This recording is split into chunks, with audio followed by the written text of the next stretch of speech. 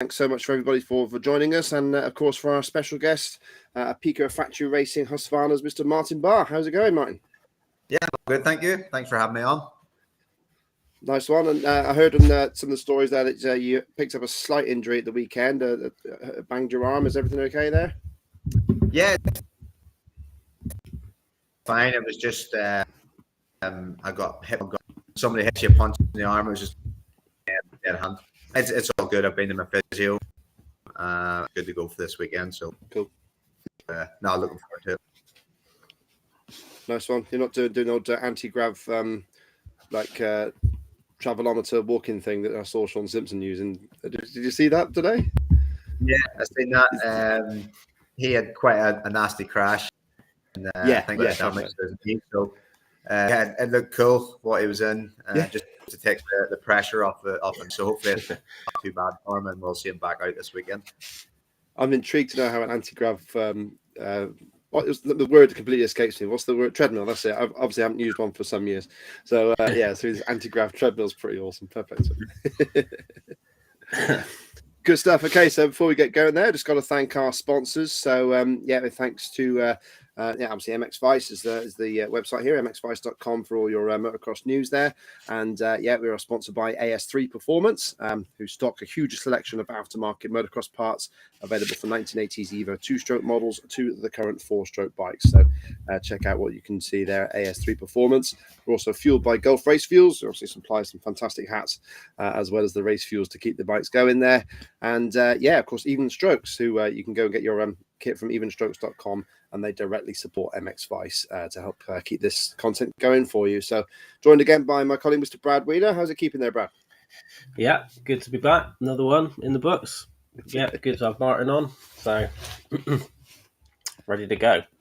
Yeah, absolutely. So Martin, just first of all, just wanted to check things there for Aberdeen. So you had 2 nights there at Aberdeen, and the first one wasn't too brilliant, but how did you see it from your side, night 1 of Aberdeen? Yeah, obviously it didn't really go to plan. Started off decent in the morning time, a lot of times getting closer to the front guys. My first heat race, I think I was the 4th, so set me up good for the second one, but unfortunately the first lap I got hit by another rider, and that's when my hand just went dead feeling with it, and I tried to push on through, but I hit Elliot down and ended up 7th. So it wasn't ideal. It put me at the heads where you want to be.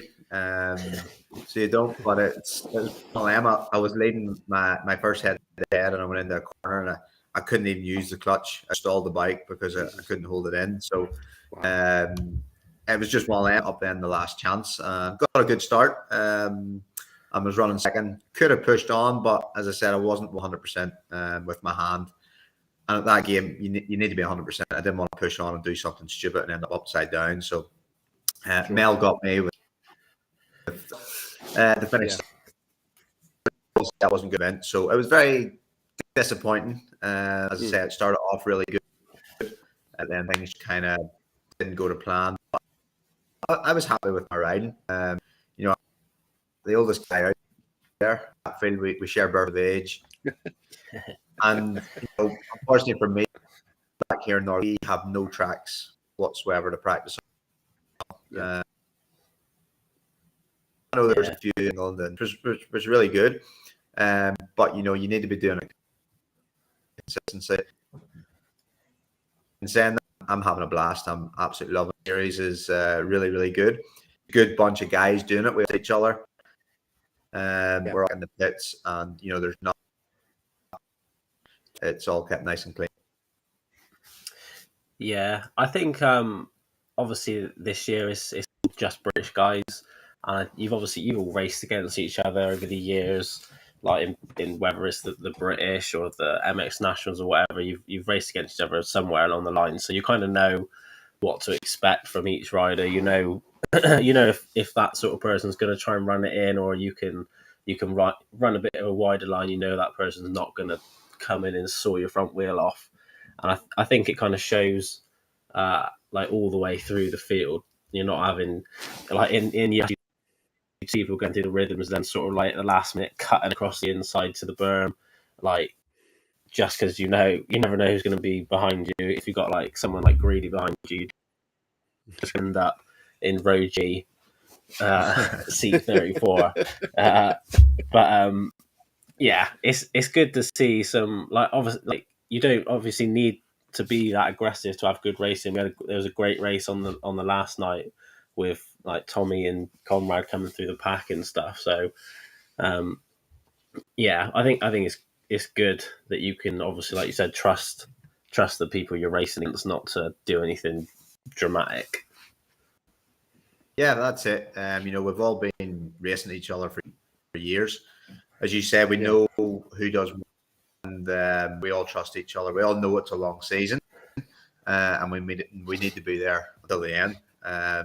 But for sure, it's still close racing. We do Tommy and Conrad. Yeah. They both came down, but it was nothing really dirty or dangerous. That stuff happens in motocross as well. So it's nice. And as I say, with the first round in Belfast, I had such a following. The introduction to the crowd was absolutely fantastic. So I think have us the UK and UK only riders, it definitely gets the buzz going. Especially, back in Belfast with, like, I've been racing for years, but a couple of years ago when I was in the arena cross, some of the friends came over. I didn't know who they were because they just arena cross. So when you have the local people at the home race, people that's from outside that's coming in just for the night show, if they have somebody local to try, and it definitely gets the atmosphere going. I think it's real smart for Matt Bates this year, as well as becoming a British championship. Yeah. It's definitely good for the sport here in the UK. Yeah, I think obviously the French riders that did the arena cross in the past, that's kind of all they did was the French arena cross or French Supercross series, like the German Supercross. It wasn't like you were getting the likes of like Tom Vial or like Maxime Renault come over. It was riders that, if for like the average fan that doesn't follow the French Supercross or has never been to a British arena cross before, they have absolutely no idea who it is. They don't know Cedric Subras from like Max Verstappen. It could be anyone.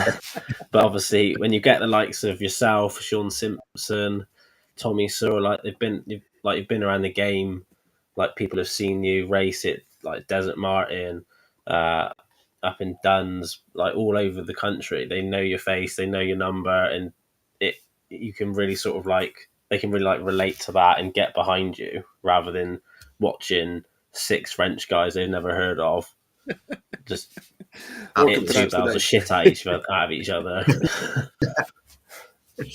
Yeah, that's it. It just definitely makes it more entertaining. Gets going.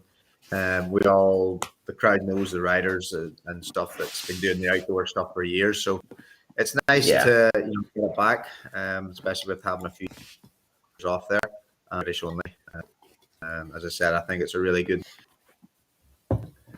But instead, I'd like players to do it. But the edge in the pro class at the minute must be at least 30. We're all having a bit of come on. It's like a race. We've all got kids been about so long, and you have your likes of Conrad and Gilbert that we need to have a lot more through. Well, there's that side of it as well, isn't there? The sense of having more British riders in there doing well, it is going to encourage. Obviously, it's all British, but I think it is going to encourage more riders to come through. I mean, the youth classes are pretty well stacked. There's some nice riders doing well, and even already on 85 cc's specialising in that game. You get the likes of Isaac Ash, who's throwing 85 cc's over jumps I'd never would have looked at on a 450.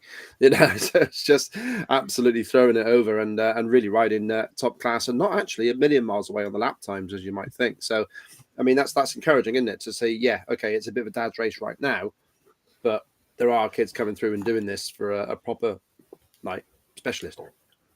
Yeah, for sure. There's definitely a good few doing it, but the likes of those guys have been doing it the last few years, where we need to, the top 85 riders, the top youth 125, 250F riders, to get involved with it, to get it going.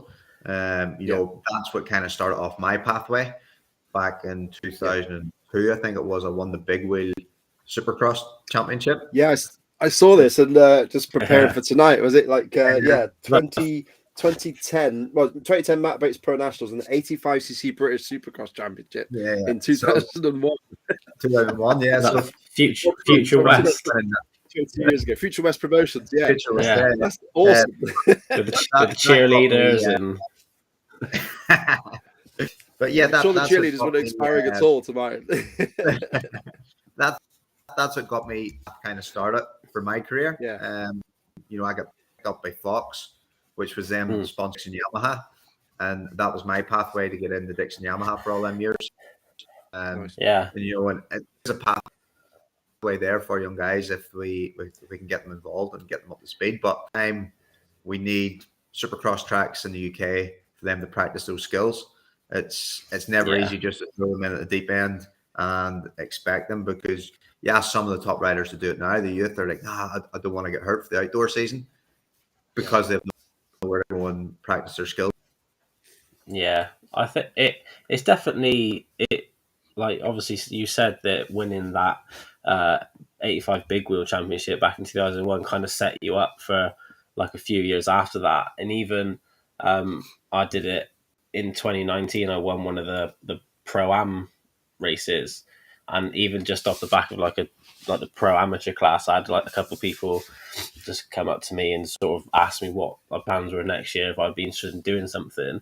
So it's definitely something where people can go and pick up sponsorship. I mean, you've got like tens of thousands of people sat there watching you, plus now the live stream. The Arena Cross does have like a relatively big following, and it is obviously it can be easy if you get out the gate to sit there and pick up a third or even a win if you're sensible. And I think obviously, like you said, at the moment your class is mainly the older gentlemen of the class, but nice way to Don't split hairs, Brad, will you? the elder statesman, senior. But can you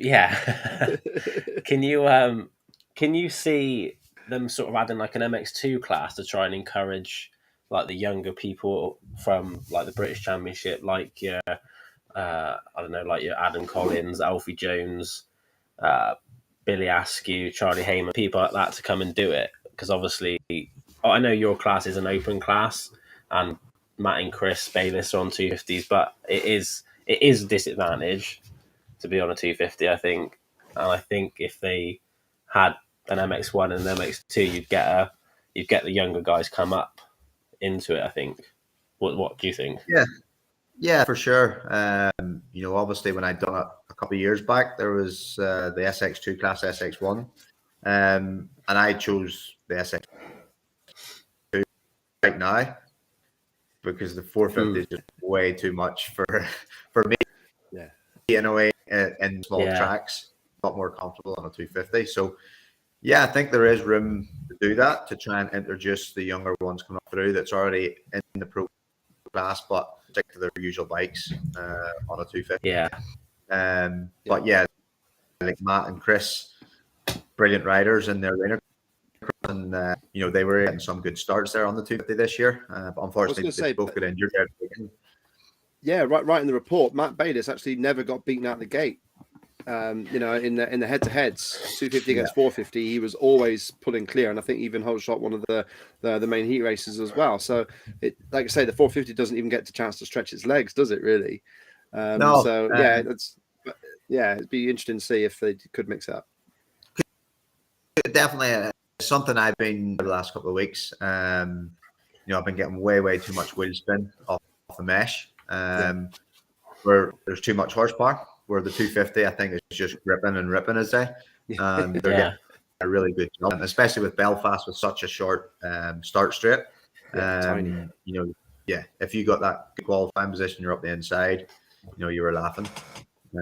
But yeah, I think possibly next year it's something Matt could maybe look into, and and introduce that SX2 class again to try and bring more younger riders in through it, and get that stepping stone for them. Yeah, that's definitely. it.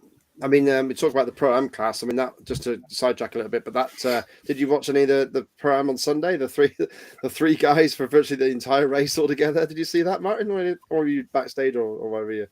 Yeah, no, I watched it. It was fantastic racing. And them guys aren't scared. No. It's because again, they know where to practice. They're just thrown in at the deep end. Totally different racing. Your heart's through the intensity is unbelievable. And for them guys, it's absolutely brilliant for them to be part of it. Definitely it makes. Yeah, for sure. No, Travis Steele's, I mean, you're talking about a young rider. Travis Steele's only 19 years old, only in his second year this year out of youth. And he was, I think, winner on the night overall as well, and is right up there in the championship. So that's encouraging against the likes of Josh Greedy, who's a bit older, and Sean Talbot, who's like mid-20s. So that's quite encouraging, I thought, for Travis Steele. Yeah.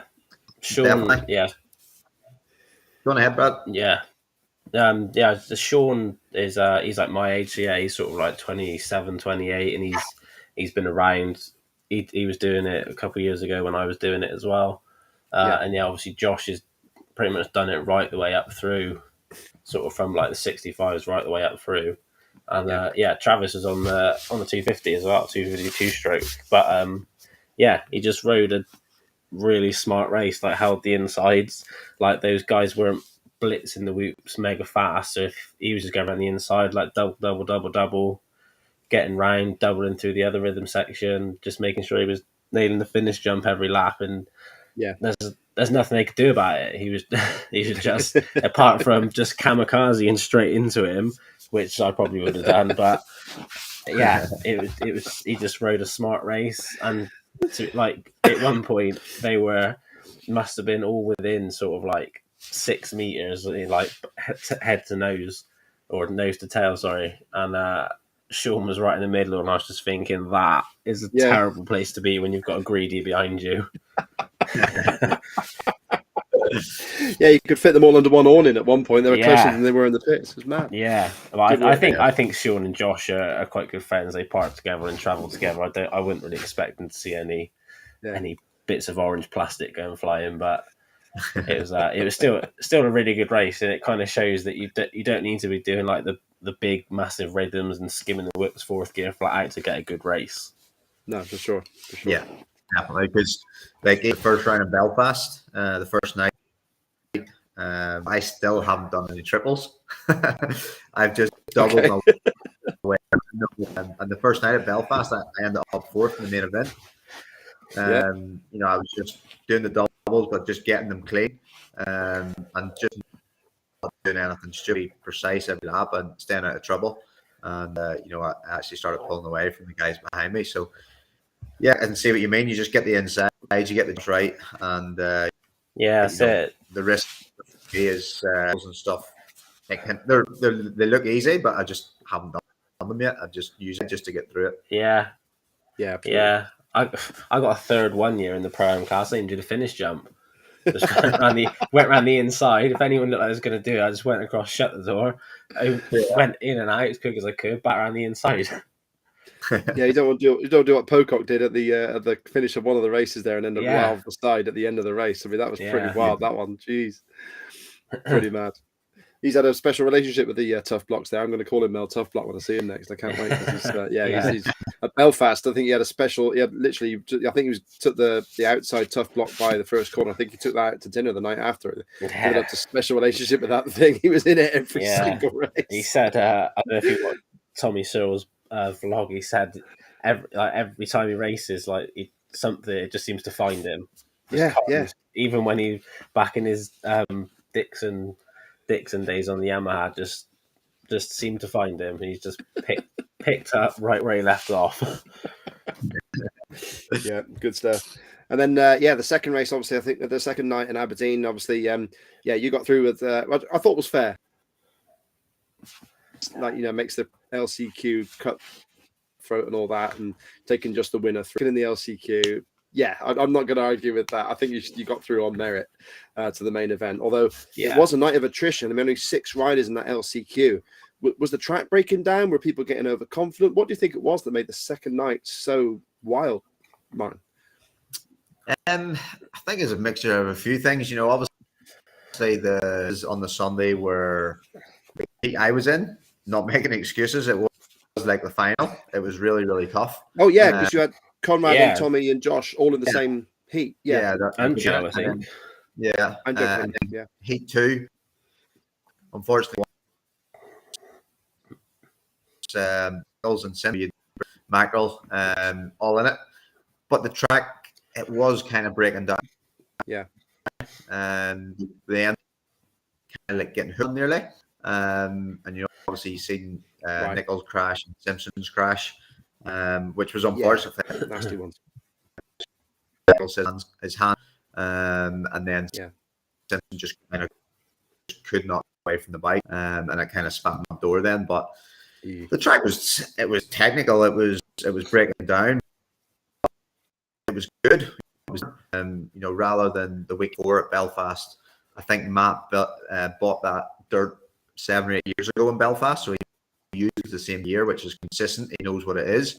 And then with Aberdeen, a brand new venue, you know, I think everything was a little bit dissipated, and he didn't have time to get it screened. So there was a lot of bricks and boulders in there. Crikey. It was the same for everybody. We all had to deal with it. So yeah, it was what it was. But I thoroughly enjoyed it. The arena was absolutely fantastic. So come from Belfast to Aberdeen, and it being such a big environment and stuff. It was noticeably bigger for you then, yeah? Yeah, the track, you know, we had like an extra loop and stuff in it, but it was just that little bit wider. You know, you just have more space and that feel about it when you're out riding the bike. So hopefully it'll be on the calendar for next year.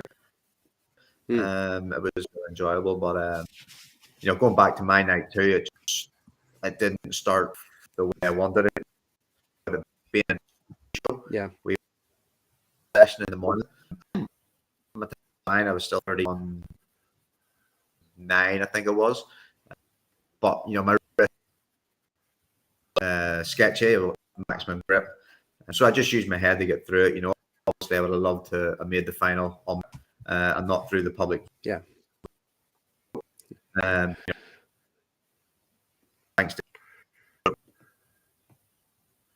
he stopped me in the main event. I think it was around 6th or 7th at the time, and then went down. Caught up in the back. I just hit Mira's wheel before that and nearly went down. So it's brilliant racing. You just don't know where to be looking. If you're a spectator out riding, it's good fun. For me, what I'm achieving and what I'm getting from it is beneficial, especially we can practice long, but practice high intense drop the gates, elbows, bang bars, you know, the first couple of laps. So it's definitely going to help me for once season that intensity and all.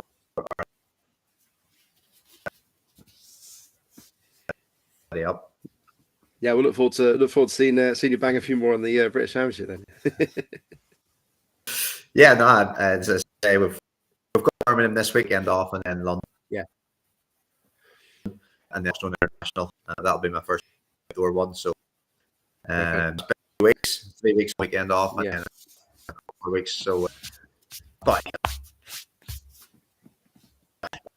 I'd rather be.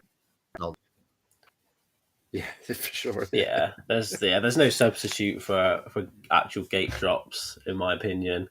So if you've got an opportunity to gain like an extra, I don't know how many it'd be, obviously with these 4 rounds, probably near on 20 extra gate drops that you're going to get on people that are just out practicing in Spain. Plus, obviously, again, like you're racing, you're against people, you've got that high intensity. It's just, like you said, it's all beneficial when it comes to when you get to round 1 at Preston Docks. it just all adds up, and it's like almost like it takes the round one pressure away from Preston Dots, because you've already like 5-6 races into your year, you're kind of just about to peak almost. Definitely. I've always been across a lot, and hopefully keep on for the next couple of years. I think Matt's run a very, very good show. But yeah, I picked are kind of a late entry. Something we can build on, leading into the outdoors.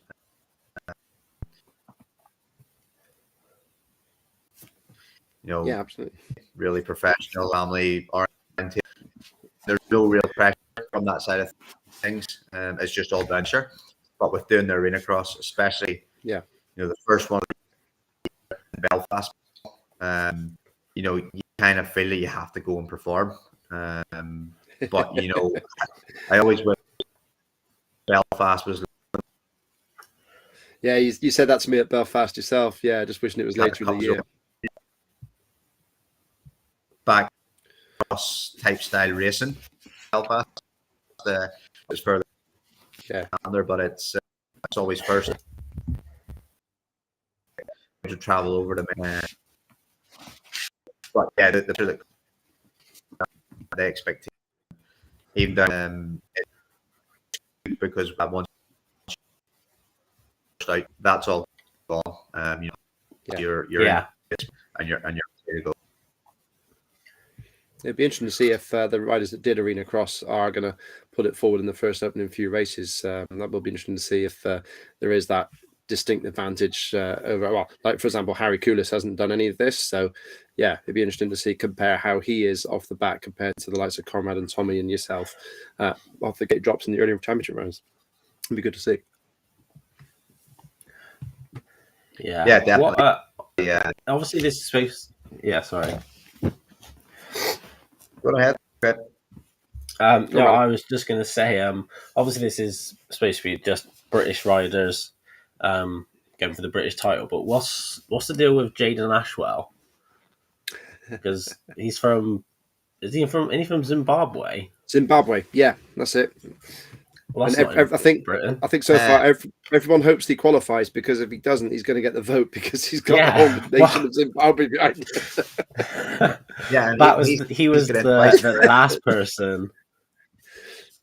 Yeah, like in Belfast when they were saying about like texture, ride, pick your vote, whoever. I thought it was going to be like Jordan Booker after that, like head to head, or like someone like that. And they said Jaden Ashwell. I was like, who's voting for Jaden Ashwell? Who even? I'm surprised anyone in Belfast even knows who Jaden Ashwell is. The boys set up a big online campaign. If you're the Prince of Zimbabwe, you've got a few subjects voting for you. Yeah. But he's read well. You come back to your how come he's able to do it? I think it is in the rules. If you are signed for a British team and are competing in the British Championship and the MX National, you're doing a full season in the UK, then you could do it. You just can't come in the arena. Yeah, fair enough. Yeah. I think that. Yeah, makes sense. Yeah, I spoke to him at Belfast. He's a nice kid, actually. He's not too old. He's not that old, is he? He's properly sort of, he's sort of coming into the sport and doing quite nicely. I thought he was certainly not embarrassed himself up there. No, he's definitely not. I think he's maybe done the expert class in the MX Nationals last year. Rides when I was out watching stuff, and then even just watching in arena cross, it looks like he's done a bit of that before. The way he's attacking and the whips and stuff. So he's riding very, very well. Good stuff, and attacking the other riders as well. Yeah. Yeah. When you own Zimbabwe, you can build supercross tracks wherever you want.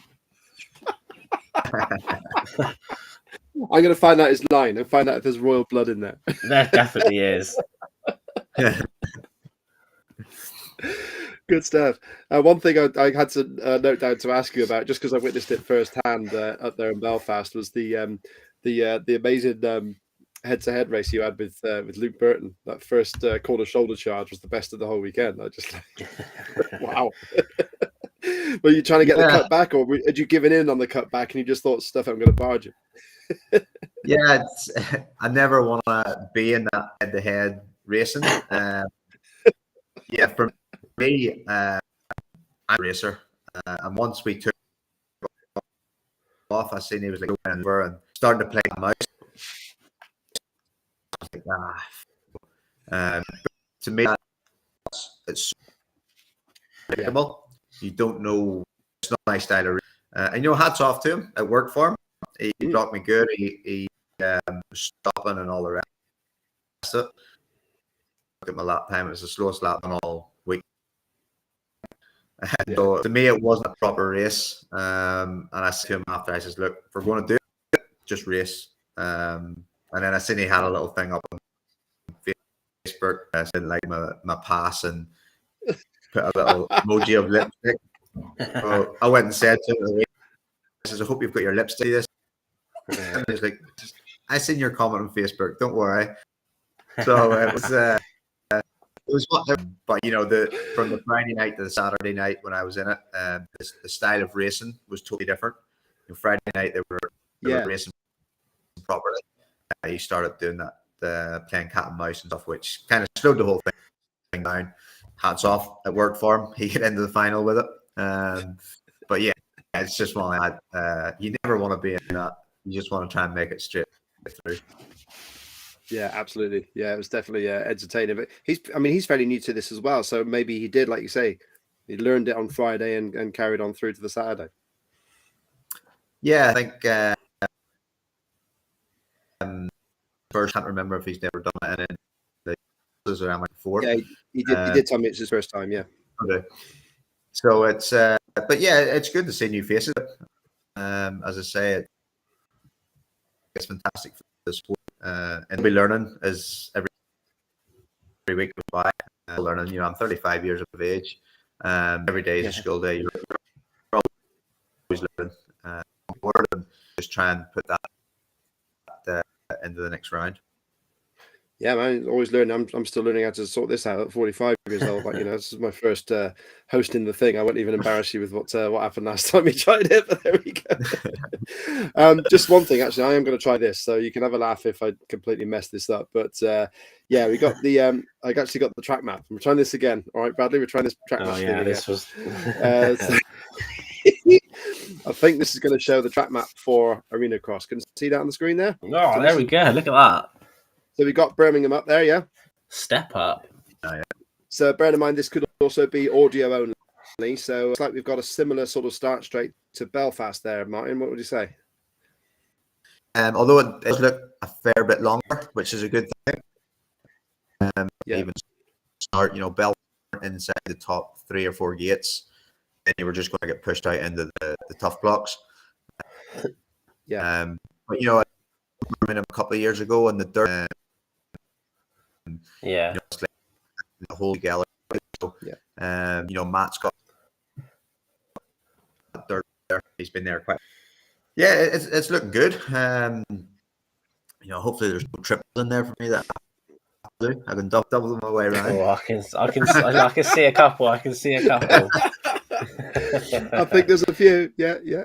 Well, it's like a dragon's back as well by the looks of it, or something after the finish. Oh, that'd be interesting. That would be interesting.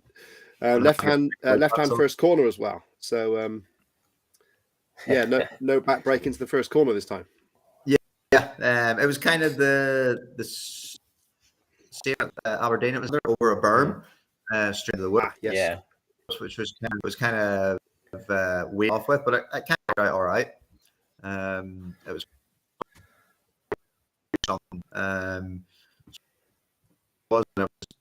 the first going straight into entertaining.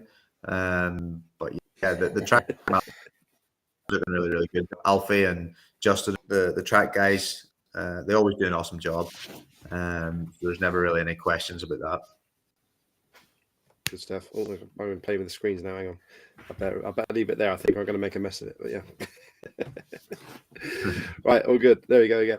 Okay, so so looking forward to that then, and so yeah, I mean, you've almost answered the next question I had, which was basically on to the rest of your season. So it's Hawkstone, and then Michelin Nationals actually starts before the main Revo Championship as well. So you're doing both series again, Martin?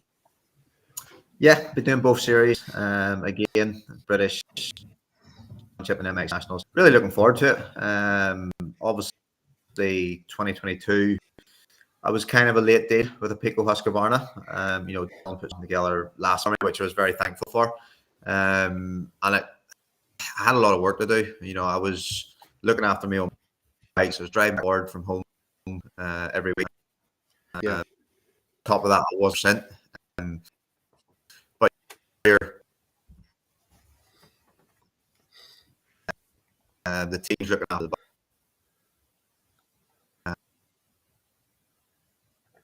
mechanic, which will off me, and doing I want to and doing it properly.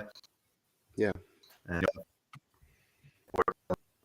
I run a really good, very relaxed when you're going racing.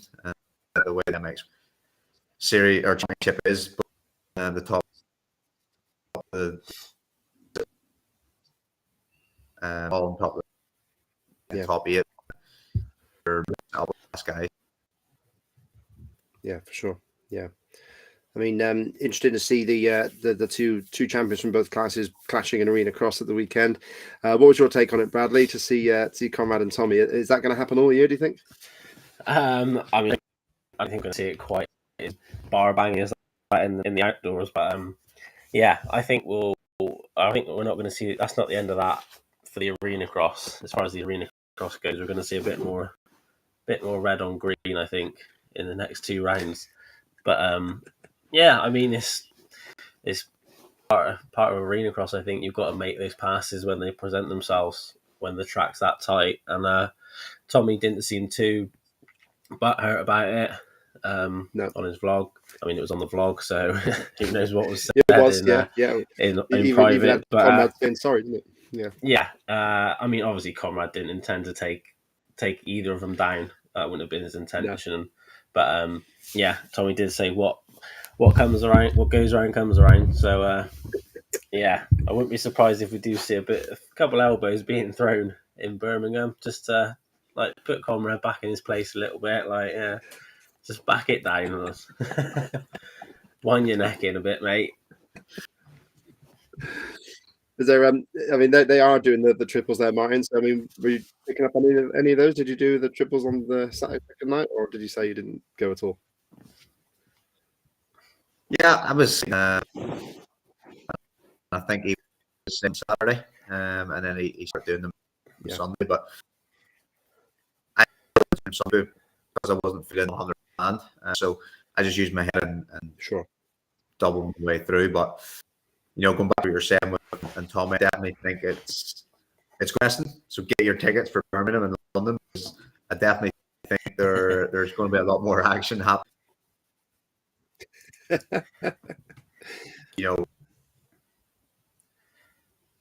Oh, we got frozen.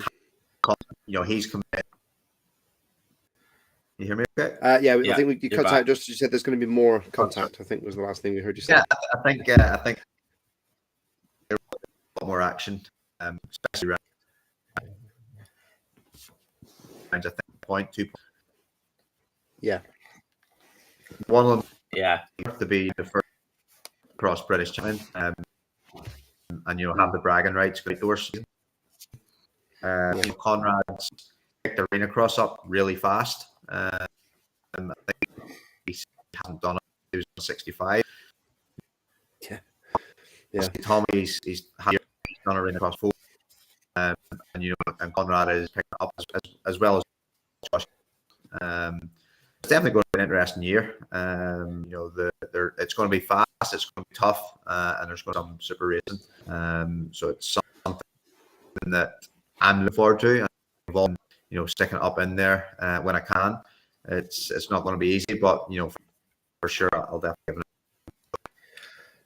Do you think do you think we're going to see a similar situation like we saw with Subras Ramet in Coulon? If anyone who don't remember, Subras and Ramet were going for the title in Coulon. Ramet's teammate waited for him at the last round and just ghosted his bike into the side of Subras and just cleaned him out. Do you think we can? Are we going to see Gilbert waiting for Tommy on the last lap and just launching Big Red straight into the side of him? depends if Thorpe is in the stands. Yeah, or I can see. Yeah, with Alex, right? But who knows? You could throw. Yeah, exactly. Yeah, Cool. Hooking a left off the finish double straight into the side of him. It's and you know it's going up. But I think the two guys respect each other, as you were saying. It was, but you know, it was round. He's not going to want to. It's going to be, but at the same time, it wasn't a really, you know, he wasn't in there to hurt him. No, it wasn't a wipeout, was it? Not one. No, I can almost see the pair of them at the last round sort of getting into it a bit and just blocking each other to the point where they're just rolling everything and they're now just last. But they're just neither of them want to just rolling around the insides, blocking it, diving down the inside, slamming the brakes on, giving it a look across.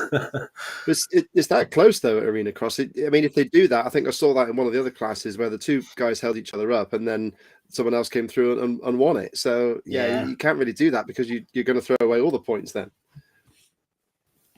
Can you? I don't know. I don't know who's in third. I kind of feel like they've already got a nice sized gap on place. Yeah. So I feel like when it comes, it just be them two in the last race of the season at Wembley, just like 12th and 11th. Jack Brunel's getting fed up with the number 3 on his trophy. That was funny. That made me laugh. Fed up of it. Good stuff. I was having a quick look through your career stats there, Martin, just coming into this. So 15 times a member of Team Ireland. That's quite a stat. It was 15. And then obviously I never for 2021. So I've 16 on my third. Yeah. And all just behind Nagel. So it's nice to have that. And Nagel. Yeah, he's in front of me. So you used to getting the heart rate up, obviously, with Arena Cross in the B final. I looked into that. I think you've had 6 B finals. You've only got 6 B finals, which isn't a bad rate for Ireland. Come on. It's we just had to get our money's worth out of our entry fee. Get as much track as possible. But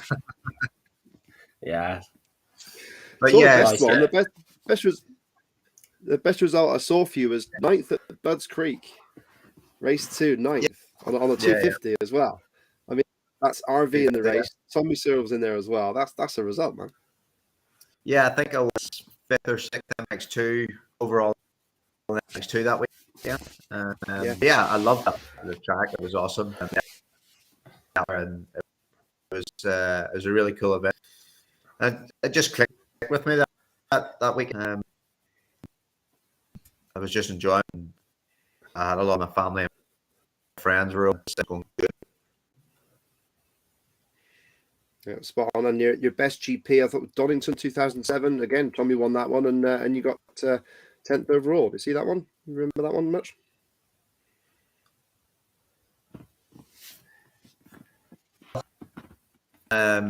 Is again, really enjoyed it. And clicking well, a pretty decent season in the British Championship. The GPs were kind of hit or miss. Some good and some not so good. A few injuries, which that was kind of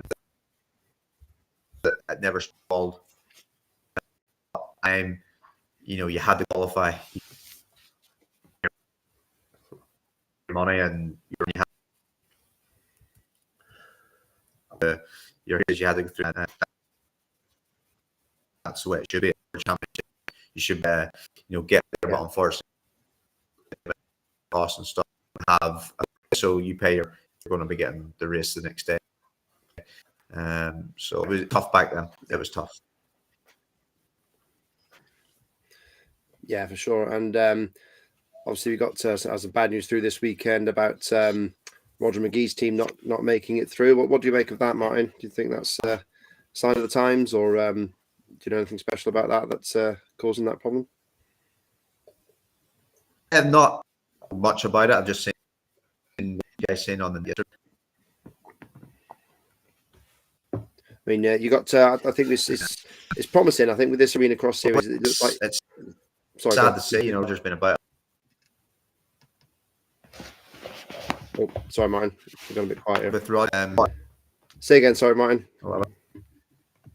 Yeah, but it's kind of sad to see him leaving the pack in the UK and the MXGP. What the guys achieved over the years, long some of his championships and race wins in MXGP. Going to be hard to replace that in the UK, especially. And then had a chance to end up, but I never always got on well. Yeah, it's sad to see him tough out there. It takes a lot of money to raise now. You need the amount of staff you need, and the riders and all the rest of it. It definitely is not easy out there. So I'm not too sure what's going on or what's happened. Just had enough. It took its time. Call it.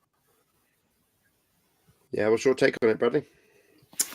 Yeah, I mean, obviously it's a real shame to see a team like that go. It's going to leave a big hole in the British and the MXGP paddock. I mean, they're kind of the next best thing from a factory team in my eyes in the GPs.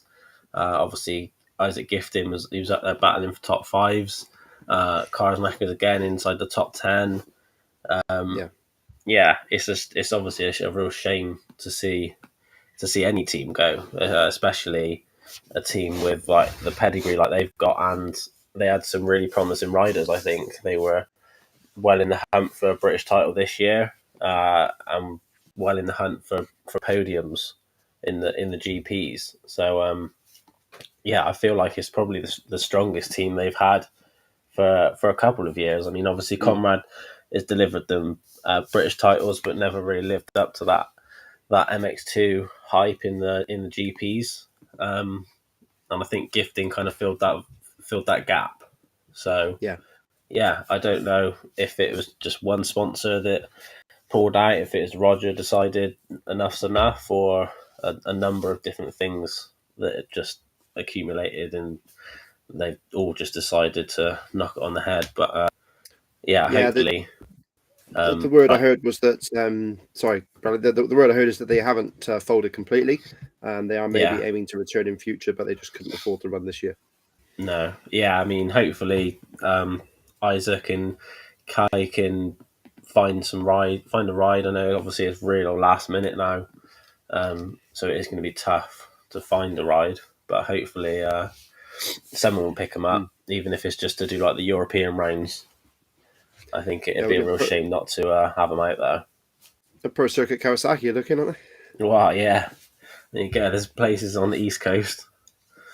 Did you get a phone call, Martin?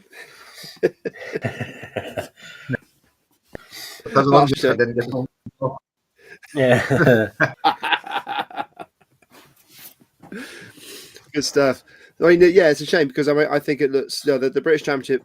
Apart from that story, I mean, all the team moves and everything. It's probably one of the most intriguing seasons I can remember for a few years, just with all the changes in people going to different teams and what have you. So, I think Arena Cross has shown it's going to be quite an exciting season outdoors as well. Like you say, they got that Conrad Tommy battle.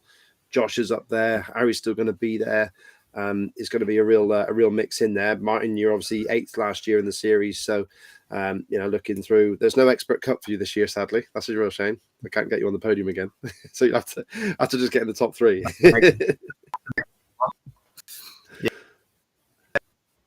Yeah, as you were saying, there's a lot fast. And, hopefully I can improve it. Have a couple of DNF. As I say, I wasn't 100% all year, which kind of hindered me. I know where I'm cool. The day live this year, everything's a lot easier. So, preps feeling good. The new 50 is fantastic at the minute. So, I just want to keep ready, putting the work in, and look forward to a few weeks' time. Is there much change in the bike, like from last year to this? And is there much that you change on it for like arena cross? It's a completely new bike, round up like the front forks, things. The chassis, the balance of the bike's really improved. It kind of feels as if now you're racing a 250 because it's so neat corners. But yeah, the gear, the suspensions, and it's but it's still riding bike, and so I'm still trying them out and with it. So I have no complaints with it. So fantastic, good stuff. I'm really happy with it. I'm looking forward, on the London finish up arena cross. We can make it, finish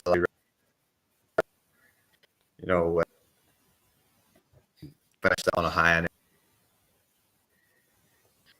Yeah, love a bit of Hawkstone the year, so it's always where you're at with the riders that's been doing all their winter, and trying get the final settings for the bike on race contour before we head into championship races. Yeah. Do you plan on doing any other sort of pre-season races, like any other international races, maybe like La Capelle or like sort of like the Starcross series in Italy? Not at the minute. I had to is an international race in March for the first and see how things are, and I have to see if we can get an entry, whether it's full or not. But another race in them conditions would, but essential, especially when I'm doing Hawkstone International. I do it, but we'll just see how things go. One thing I'm not sure of, Martin, is it just to make sure clear on that side. Do you travel back to Ballyclare every single week after, or do you stay this side of the Irish Sea between rounds at all, or is it all that traveling all the time? So, it's home. I was doing my bike. Me and my dad bike back to the workshop. Obviously I have my wife, my kids here. So it's not just as easy to stay away. Although I do go racing now. Twins, they're flat out 2 years of age, so I get when I go racing. But no, it's this year it's going to be a little bit easier, with a bit more flying and stuff. But the last few years have been busy. I have to give a bit of travel. Day one, they really helped me with coming back. So awesome stuff. Any tips for Bradley with the twins? Yeah. Just I don't even know what to say. It is. It's brilliant. Developing, doing something different. It's quite cool, and my little beats it off my little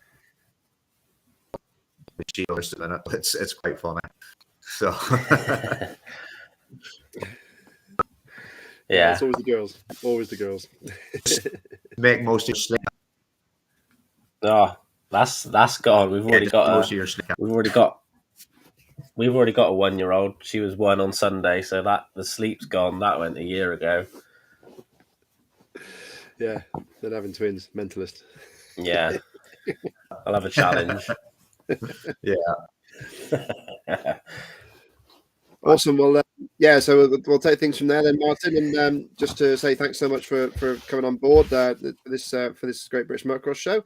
Any last word for your sponsors? Any other things you want to say there? I just thank very much, guys. Really enjoyed it and came across good. And then say to myself, Anna, for sticking on about a year, and all sponsors.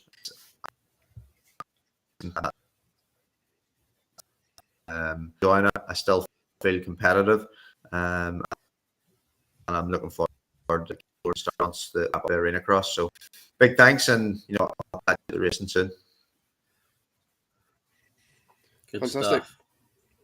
Great. Nice Well, yeah. So just to last few words from yourself, Bradley, before I give thanks to the sponsors. I was just gonna hype up Even Strokes Armour Brad Wheeler 10% off. Get over there. Support the people that support us. Yeah, absolutely fantastic. And yeah, this is the Great British Motocross podcast brought to you by AS3 Performance, the home of aftermarket motocross and enduro parts, from hard wearing protection parts, including skid plates and radiator braces, to performance cooling parts, including silicone radiator hoses and oversized impeller kits. AS3 also have a huge range of brake, clutch and gear levers, all with different features and adjustability. Check them out online at www.as3performance.co.uk. We're also fueled by Gulf Race Fuels, so thanks to them for their support. And Even Strokes. Don't forget to use that Bradley Wheeler 10. He races number 15, but we can't get the 15% off. It's Bradley 10 is your discount Just code there. Brad, All right. No Bradley, just Brad. Bradley, Brad Wheeler. 10. Brad Wheeler, Wheeler 10. Awesome. Not Brian. No. He gets 100% off. No doubt. Great stuff. Thanks so much, Martin. Been Cheers, great to have you on board, Thanks. mate. And I'll see you at Birmingham this weekend. And we'll see you soon, Bradley. All right. Take care. Good stuff. See you guys. Cheers.